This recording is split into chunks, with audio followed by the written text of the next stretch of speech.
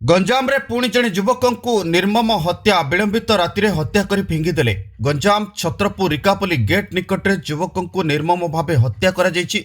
Chicken दुकान पछपटे निर्मम भावे murder होईछि। Ganjam जिला छत्रपुर रे जड़े युवक को हत्या करा जायछि।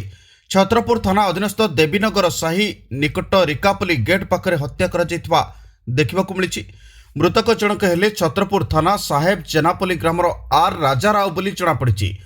गतकाली विलंबित राति रे आर राजा को दुर्बृत्त माने हत्या करी रिकापल्ली गेट निकट रे थिबा चिकेन दुकान पछपटे पकाई देथिबा देखिबाकू मिलिछि।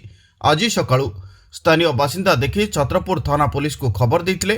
छत्रपुर एसडीपीओ चंदन घड़ाई, थाना अधिकारी सब्यसाची मलंक समेत बहु पुलिस कर्मचारी पहुंची मृतदेह जबत करने सहित छानबीन आरंभ करछन्ति। तेबे युवकों को केउ कारणरू हत्या करा जायछि ताहा अस्पष्ट रहितबा बेले पुलिस तदंत आरंभ करिछि।